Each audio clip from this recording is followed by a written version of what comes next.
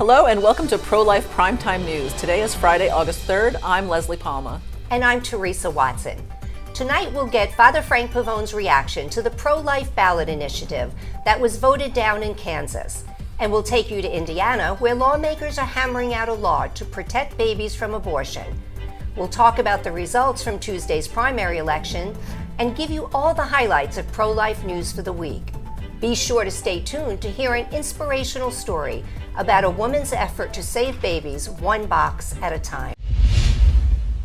Residents of Kansas have voted against an amendment to the state's constitution that would have given lawmakers in the state the ability to regulate abortion. With Tuesday's vote, Kansas became the first state in the nation to vote on an abortion-related issue since the Supreme Court's ruling to overturn federal protections for abortion granted under the 1973 landmark case Roe v. Wade. The constitutional amendment, backed by a campaign named Value Them Both, would have given elected representatives the ability to pass legislation relating to abortion in Kansas, which was restricted after the state's Supreme Court previously found the 1859 Kansas Constitution grants a natural right to abortion. At the time, the Associated Press called the race. Voters had rejected the amendment by more than 20 points. The question before voters, in the form of a confusingly worded constitutional amendment, was whether to end the right to abortion in Kansas by voting yes or preserve the right by voting no. I have with me here tonight Dr. Michael New, Research Associate of Political Science at the Catholic University of America, as well as an Associate Scholar at the Charlotte Lozier Institute. Welcome, Dr. New. Thanks for having me. Much appreciated. Good to see you. Dr. New, the results in Kansas on Tuesday night were certainly a disappointment. However, there were a number of factors at play regarding this decision, one of them being the amount of money spent by each side playing a prominent role. Could you share with us the facts about the money that was spent by each side? Sure. There was a lot of research on direct democracy. And when there are propositions on the ballot, like there was in Kansas yesterday, a lot of research shows that typically the side that spends the most money has the best chance to win. And that's what happened. Supporters of legal abortion raised and spent more than $1 million than pro-lifers. I should also add a lot of that money came from out of state. It was not grassroots Kansans. It was kind of out-of-state people who supported legal abortion funding these campaigns or this campaign. So the fact that pro-lifers were outspent, unfortunately, did play a role in our defeat. Well, Dr. New, how can pro-lifers prevail then in future ballot campaigns? Well, there is, research about what we can do to be successful, and pro-lifers can be successful in a couple ways. First, we can run campaigns in conservative states, which is what we did. Kansas is a right-of-center state, but more importantly, our proposals have to be kind of incremental, clear, and hard to distort. There have been 3 times when we have succeeded in stopping taxpayer funding of abortion through Medicaid, through the direct democracy. That happened in West Virginia recently, also happened in Arkansas and Colorado. We've also succeeded in passing pro-life parental involvement laws in 3 states using direct democracy.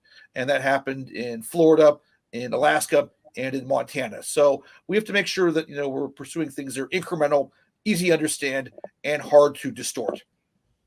Well, Dr. New, were these conditions met in regards to Kansas? Unfortunately, no. The Value Them Both amendment was drafted in response to a 2019 Kansas Supreme Court ruling that found a right to an abortion in the Kansas Constitution. And Kansas pro-lifers wanted to pass this amendment to protect existing pro-life laws and make it possible to pass pro-life laws in the future. The problem that we ran into was it wasn't really clear in the short term what this amendment would do. And opponents argued that if this amendment passed, it would ban abortion everywhere in the state. That was not the case, but since the implications of this amendment were unclear, it was possible for opponents to kind of demonize and distort the impact of this amendment. Understand. And Dr. New, one thing that I personally noticed was when the Value Them Both was discussed in the media, the news seemed to be very biased.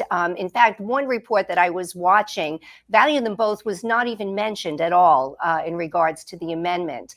And so what's your opinion in regards to the media coverage of this amendment and abortion in general since Roe v. Wade was overturned? Yeah, I think after Dobbs, media coverage of abortion has become, even more biased and more partisan, and that doesn't really work to the advantage of pro-lifers. Regarding value them both, I think pro-lifers had some legitimate concerns that if this amendment does not pass, it could result down the road in the judiciary requiring the state Medicaid program to cover abortion. So that would mean Kansans may, in the future, have to pay for abortions with their taxpayer dollars. That didn't come up. And I think if you look at, again, a lot of the media coverage post Dobbs, you see a lot of attention given to difficult situations where pregnant women, aren't receiving, proper medical care. But that's not because of the pro-life law. That's because doctors, in many cases, are just misunderstanding current policy. It's not because of the actions of pro-lifers, but that's really not getting the proper coverage that it really deserves. Well, Dr. New, what do you say to pro-lifers that might feel discouraged after, this defeat and looking forward to the midterm elections? I'd say it's a setback, but don't despair. We're making enormous amounts of progress right now. The Guttmacher Institute, which up until 2006 or 2007 was Planned Parenthood's research arm, they just did an analysis of 11 states that have passed protective pro-life laws. In those 11 states, 43 abortion facilities have shut down, or at the very least are not doing abortions anymore. That's excellent news. Guttmacher predicts that 26 states are going to pass protective pro-life laws at some point. We also know that pregnancy help centers are getting more phone calls. Heartbeat International said that their hotline has seen an increase in volume by 15%. So we have a lot of great opportunities. What happened yesterday was a disappointment and a setback, but we should move forward. We can do a lot of good protecting both mothers and their unborn children. Well, Dr. New, thank you so much for sharing your insights, and we appreciate all your work on the ground that you do every single day for the pro-life movement. And this was a very important issue, and we appreciate your insights, and we hope you'll join us again. No, thanks for having me. Much appreciated. Thank you. And now we turn to Father Frank Pavone, National Director of Priests for Life, and his comments regarding Value Them Both. Brothers and sisters, Father Frank Pavone here, Director of Priests for Life, on this very sunny morning here in Florida. Wanted to talk to you about the Value Them Both amendment in Kansas that did not pass yesterday, unfortunately. But I want to say, first of all, that the abortion forces, of course, think that they won a victory. But when the quote-unquote victory is for abortion, nobody wins. Not the babies, not the mothers, not the fathers, not the abortion proponents. Nobody wins, because abortion destroys everyone and everything it touches. Secondly, we have to keep in mind that this amendment said something that is obvious, that the Kansas Constitution does not confer the right to an abortion. Whether this amendment passes or not, the fact still is it does not. It does not confer a right to abortion. In fact, no constitution confers a right to abortion, including our federal constitution, as the Supreme Court recently made clear. Thirdly, if you think that Kansans support, or anyone in America, by any kind of majority, supports abortion on demand without limits throughout pregnancy, or being forced to pay for somebody else's abortion, fact of the matter is, they don't. So why does an amendment like this fail to pass? Well, because the other side lies to the public about what it actually says. And we saw those lies perpetuated by the media and millions of dollars from outside of Kansas by pro-abortion groups that want more and more killing of babies. They try to say to the people of Kansas, oh, this is going to take away your right to have any kind of abortion whatsoever, even in life-threatening circumstances. My challenge to the other side is very simple. Can we have an honest ballot initiative where everybody on both sides of the issue actually informs the citizens of what the amendment actually says? See, that would be a challenge that the other side, although I'm making it again today, will not accept, cannot accept, because they know that it would never meet their expectations. They would never succeed in stopping a pro-life amendment like this if they were honest with the people about what it actually says. We will continue to work with the people of Kansas. I have been up and down and across that state so many times over the decades. We know the pro-life commitment of the people and lawmakers of Kansas. We will continue working with you in Kansas and with all of you friends, brothers and sisters in the pro-life movement to protect these babies and their moms and their families, and much, much more to come. Let's be ready to help those that are going to come into Kansas also from other places as an abortion destination. Let's help them to turn away from the lie of abortion and to choose life. God bless you. Father Frank Pavone here of Priests for Life. President Biden signed his second executive order on abortion on Wednesday during the inaugural meeting of his task force on reproductive health care access. The order directs the Department of Health and Human Services to consider, quote, all appropriate actions to ensure healthcare providers comply with federal non-discrimination laws so that women receive medically necessary care without delay. And in what appears to be a clear violation of the Hyde Amendment, which prohibits taxpayer dollars from paying for most abortions, the order also will allow HHS to explore using Medicaid funds to pay expenses for those who cross state lines to receive an abortion. Speaking from isolation in the White House, where he is recovering from a resurgent case of COVID-19, Biden repeatedly spoke of a healthcare crisis brought on by the overturning of Roe v. Wade in June. And while he claimed we are, quote, doing all in our power to safeguard American women's right to choose abortion, he again conceded he doesn't have much power to control abortion now that states have regained that ability. After he signed the order, Vice President Kamala Harris, wearing a blue suit, and flanked by Attorney General Merrick Garland and Becerra, convened the meeting of the task force created when Biden signed his first executive order on abortion last month. We feel your presence, Mr. President, Harris assured the absent leader. Also this week, the Justice Department sued the state of Idaho over its abortion law that is set to be enacted August 25th. The law bans all abortions, with exceptions for rape and incest, but not to save the life of the mother. The suit contends the law violates a federal law guaranteeing life-saving medical care for patients at any hospital accepting Medicare funds. Idaho Governor Brad Little called the lawsuit an overreach, while Idaho's Attorney General Lawrence Wasden said the state's abortion law does not run afoul of the Emergency Medical Treatment and Labor Act. The suit is the Biden administration's first legal effort to protect abortion access since Roe was overturned. And now we turn to political news around the country. Republican Michigan gubernatorial candidate Tudor Dixon came out on top in Tuesday's primary, following an endorsement from former President Donald Trump. Dixon is pro-life and is also endorsed by Susan B. Anthony and Right to Life of Michigan. Tudor Dixon will run against incumbent Democratic Governor Gretchen Whitmer in November. Whitmer is an extreme abortion supporter. Carrie Lake, a former local TV news personality who was endorsed by President Trump, won the GOP nomination for governor in Arizona.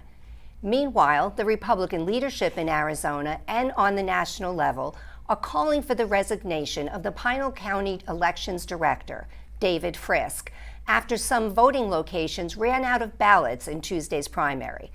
The county acknowledged some precincts didn't have enough ballots, and voters had to wait while more ballots were printed and distributed to the affected polling sites.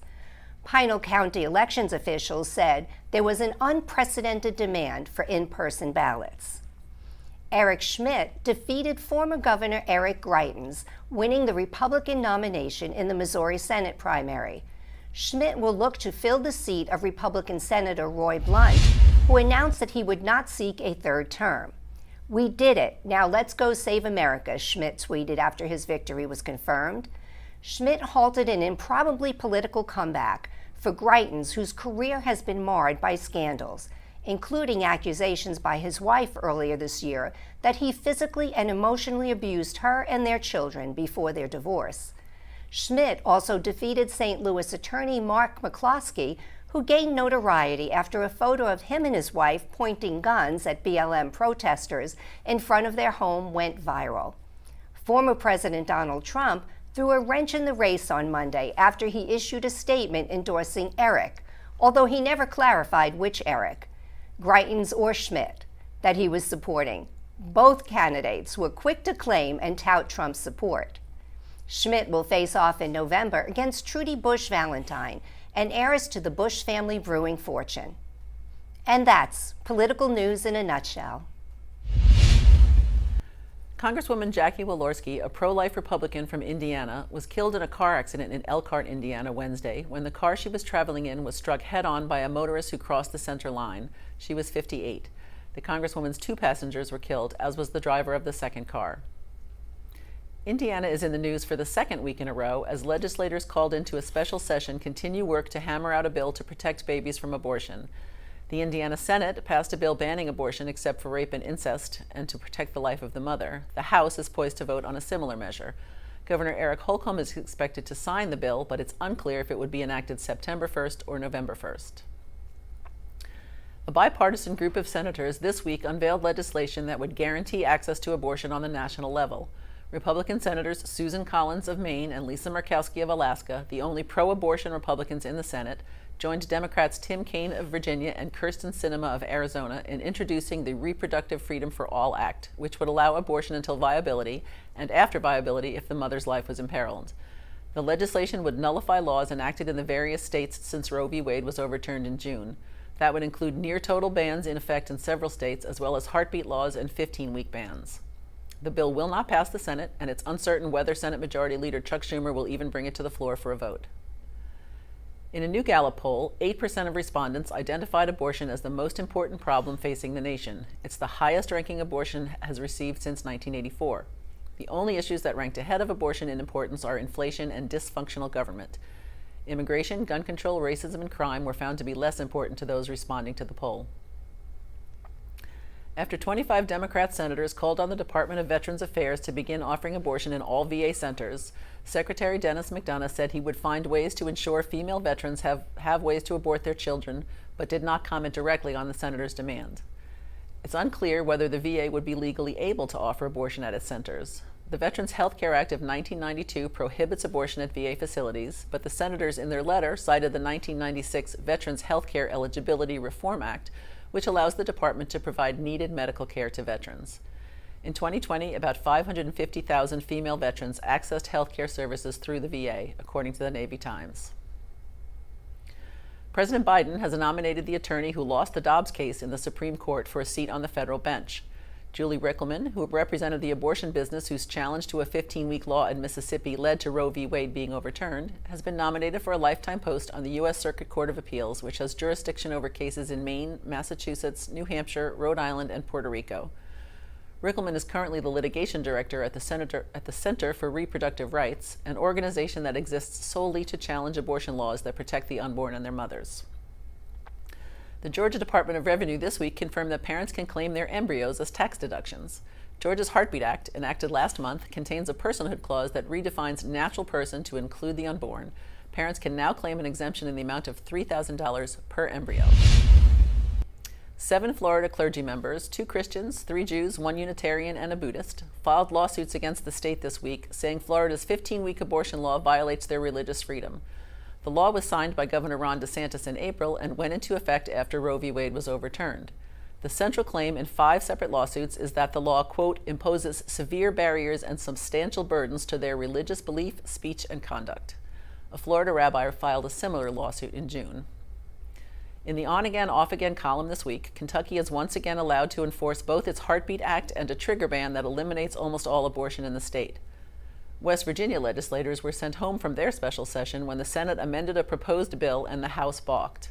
Abortion remains legal in West Virginia until the 2 houses can hammer out a bill and send it to Governor Jim Justice for his signature. The stories were all heartbreaking and shocking. In 1997, Melissa Drexler was a high school senior in Toms River, New Jersey, when she gave birth to a baby in a bathroom stall during her prom. She plucked the baby from a toilet, put him in a plastic bag, and left him to die in a trash can. She became infamous across the nation as the prom mom because she was back on the dance floor after leaving her newborn son to die. She later served 3 years of a 20-year sentence for manslaughter. In Mobile, Alabama, in 1998, a young woman, aided by her mother, drowned her newborn baby in a toilet. In Houston, Texas, 13 babies were abandoned in a 10-month period between 1998 and 1999. 3 of the babies were dead when they were discovered, one of them in a garbage bin at a high school. Her 15-year-old mother was charged with murder. Lawmakers across the nation realized something had to be done to save these babies and give their mothers another option. One by one, starting with Texas in 1999, states began passing safe haven laws that allow mothers to legally surrender their newborns within certain guidelines. Now, all 50 states, the District of Columbia, and Puerto Rico all have safe haven laws. Some states require the surrender within 72 hours of the child's birth. Some give up to 60 days. Babies can be dropped off at fire stations and hospitals, and the mother will not be charged with any crime. If she is offered help for her own situation, she is free to turn it down and leave. When Monica Kelsey learned she had been abandoned as an infant, she realized that having to come face to face with an authority figure to hand over the baby could be too hard for some women. She had seen a baby box at a church in South Africa where newborns could be safely surrendered without anyone seeing the mom, and knew this could be the answer. She started her organization, Safe Haven Baby Boxes, to publicize safe haven laws and to give women an anonymous way to surrender their babies. Here's Monica describing how the baby boxes work. When a mom walks up to one of our Safe Haven baby boxes and she needs to utilize this resource that we have available for her, she's going to walk directly up to the box. She's going to pull the little handle.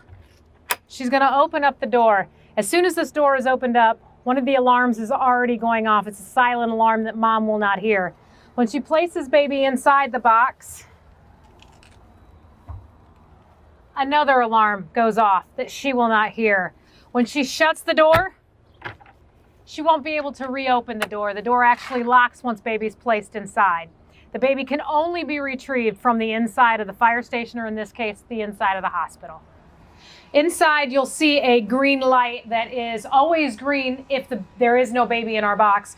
Once there's a baby placed in our box, you'll see a green plus a yellow orangish light because the beam from across has been broken.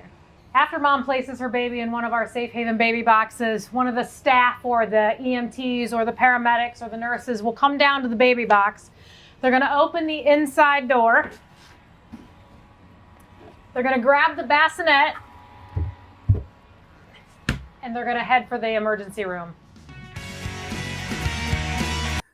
We've invited Monica here this evening to talk about Safe Haven baby boxes and how lives are being saved. Welcome, Monica, and thanks for joining us.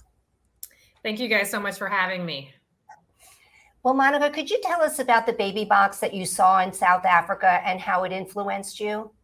Absolutely. You know, I was actually on a speaking tour in Cape Town, South Africa, with another speaker named Pam Stenzel. And we were walking into a church, and this was the only church in Cape Town that had what they called a baby safe.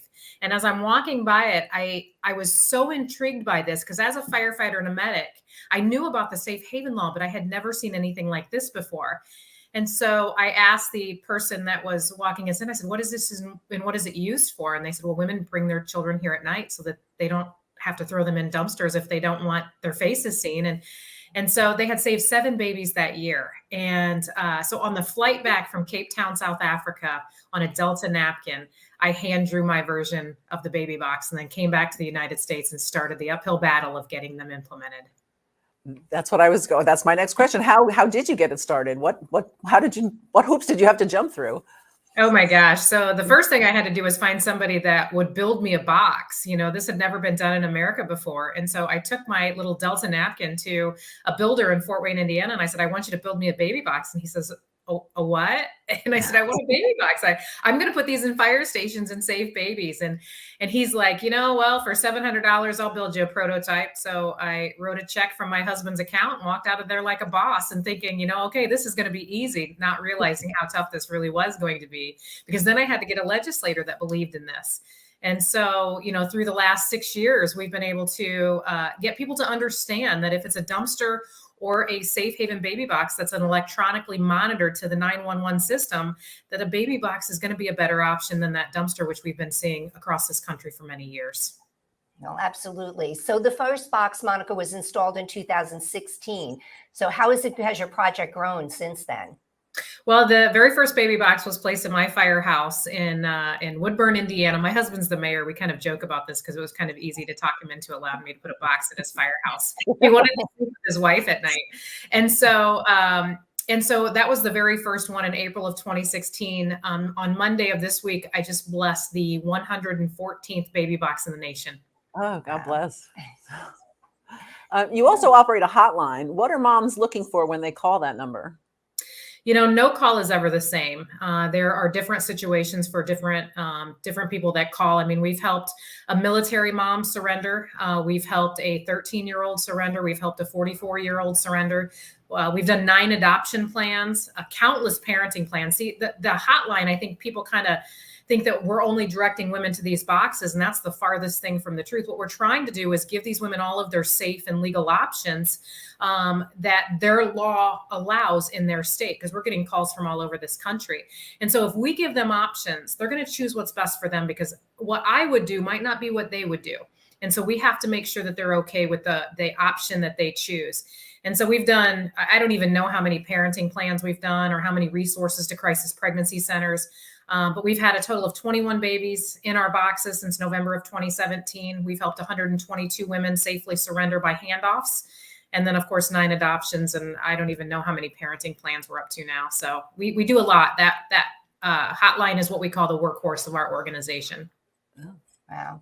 Well, Monica, your website includes instructions also for people who would like to place baby boxes in their communities. Are there any more in the works right now? Oh my gosh, we've probably got, I'm going to say, we're probably going to hit about 200 by maybe the end of this year, beginning of next year. And right now we're at 114. So we have a lot of communities that are seeing what Indiana has done. And, Indiana, prior to baby boxes, we were finding 2 to 3 dead babies in our state every year. And since we launched, we haven't had a dead baby in our state in the last 6 years. So the success lies in the numbers. And so people are seeing that and they want to be a part of it. So we're encouraged to see people being proactive on this movement of safe haven surrenders. Monica, it must be very difficult for a mother to surrender her baby, but it really is an act of love, isn't it? It truly is. For a woman to basically say, I want what's best for my child and it's not me, that's heroic. And I'll tell you, I get to walk alongside these moms. That's where I feel like I'm bringing the most to these women, because my birth mom did not have this back in 1973. There was no one to walk alongside her, on her journey. And so I have become friends with a lot of these parents that have surrendered in our boxes, that utilized our services. And I'll tell you, they're some of the strongest women and men that I've ever met in my life. And I'll tell you, they're heroes. I don't think they get enough credit. I think women who choose to place their child for adoption or a safe surrender, I don't think we give them enough credit, because their heart is breaking for the betterment of their child. And we all should celebrate that. Amen. Definitely. Yeah, thank you so much. Monica, we just really appreciate you taking the time from your work, and we are so inspired by what you're doing. And we thank you for the life-saving work that you're doing. Well, thank you guys so much for having us. Teresa, in 1998, I was a reporter in New York City. So the prom mom story was a really big story. And the news editor at the time, his name is Ed Donnelly, a consummate newsman, very pro-life. He was angry. And he was not as angry at prom mom herself as the culture that we created that allows people to think, well, I could have aborted the baby, so what's the difference? So that's really, the baby boxes, the safe haven is so important. It's a different option. It's a better option. Don't kill your baby. And so we just want to make sure that everybody has the website for Monica. It's www.shbb.org. And the phone number is 888-742-2133.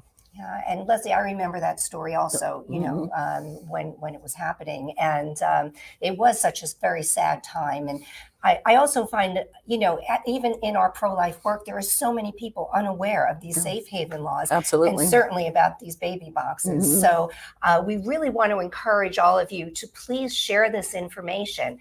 It's just as important as all the other information that we share as pro-lifers, but this is a real valid option for these women to be able to bring their baby to a safe place. And we're so grateful for the work that Monica is doing. Thank you so much for joining us on Prolife Prime Time News, produced at Priests for Life headquarters in Titusville, Florida. We hope you will join us every Friday at 9 p.m. Eastern Time. If you have an idea for a story or would like to expose something in the abortion industry, please email us at media@priestsforlife.org. We hope that you will support this show and all of our broadcasts, including Just Ask Janet, Oceans of Mercy, Pro-Life is the New Punk Rock, and Primetime Live with Father Frank, by making a donation to prolifegift.org. These donations help fund all of our work here at Priests for Life. I'm Teresa Watson, Executive Manager. And I'm Leslie Palma, Communications Director. Remember, life is the only choice.